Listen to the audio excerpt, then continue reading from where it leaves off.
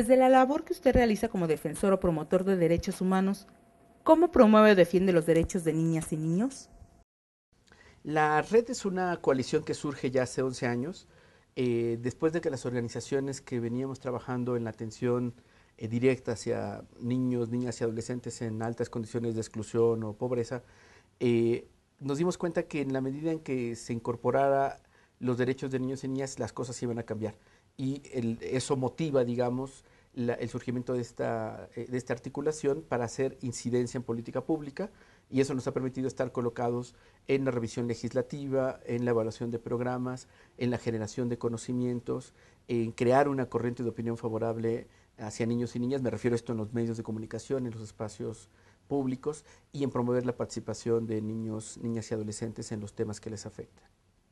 Desde su experiencia, ¿cómo podría incluir la voz de niñas y niños en procesos de exigibilidad y defensa de sus derechos? Es importante comentar que es necesario llevar coherencia entre las organizaciones que impulsamos los derechos de niños y niñas con nuestras metodologías, con nuestra práctica social. Es así que en los últimos 2 años, año y medio, hemos venido impulsando una metodología que la denominamos auditorías sociales de derechos de infancia.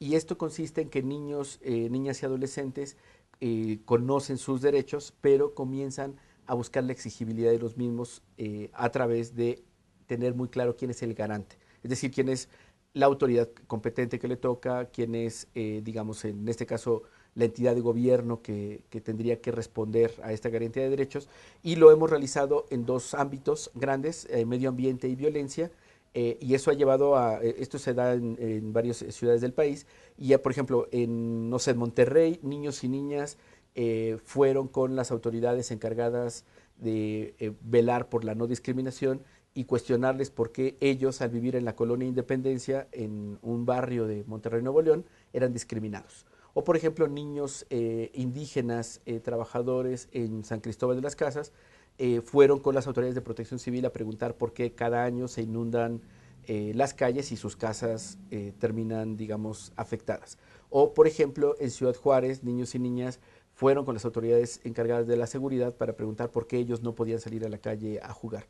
O recién, la semana pasada, niños y niñas de ciudades de Guadalajara, Distrito Federal, entre otros, han estado haciendo actos públicos, digamos, manifestándose, y hicieron una conferencia de prensa para llamar al gobierno mexicano a que pueda tomar acciones para garantizar su derecho al aire limpio.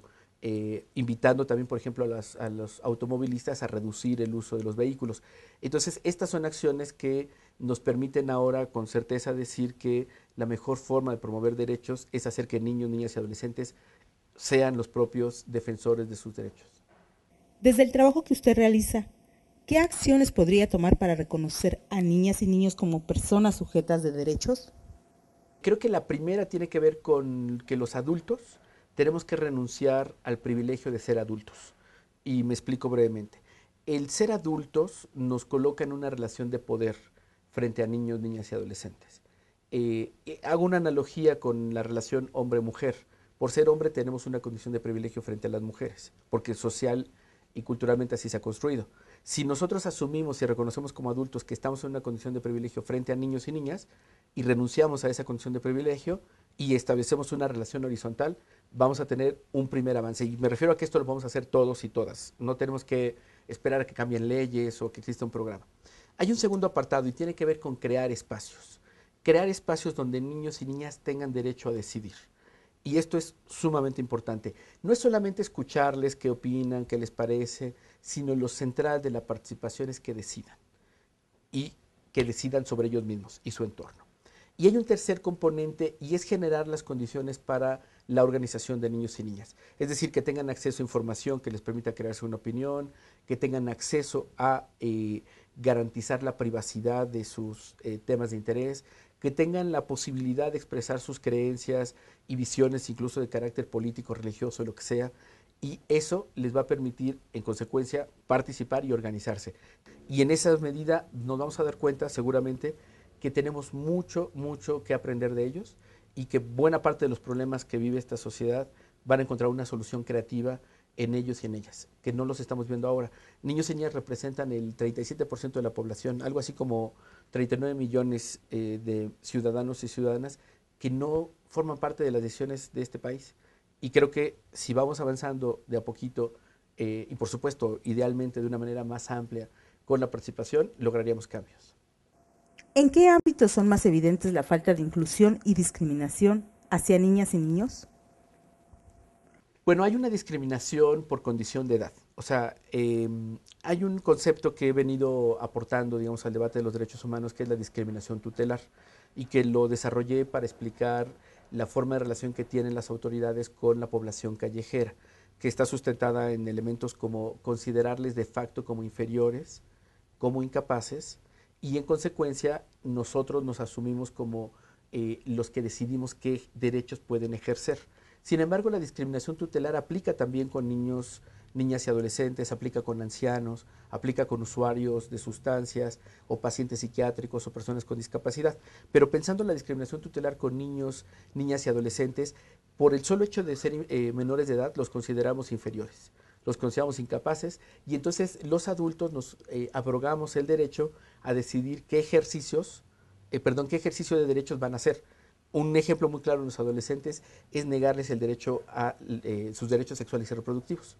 Y entonces esa discriminación tutelar es muy clara, digamos como aparentemente como una acción de protección, pero es muy clara en la lógica de negarles el derecho a decidir sobre su cuerpo, en este caso de sus derechos sexuales. Pero hay muchos otros donde se dan, por ejemplo, en el ámbito de sus opiniones políticas. Acabamos de pasar un proceso electoral donde niños y niñas no tuvieron posibilidad ni espacio de opinar sobre la política de este país. Y se hizo una consulta, sí, y opinaron sobre temas que los adultos pensamos son importantes para los niños, como la educación, el abuso sexual, que por supuesto son importantes, pero sus derechos políticos no están siendo reconocidos por esta visión o esta discriminación tutelar. Entonces tenemos un gran desafío todavía para reconocer a niños y niñas como sujetos de derecho pleno, porque ahora seguimos pensando en sus derechos, solo aquellos que tienen que ver en el marco de la supervivencia y el desarrollo. Es decir, educación, salud, protección de, no sé, abusos o cosas por el estilo, pero no estamos reconociendo sus derechos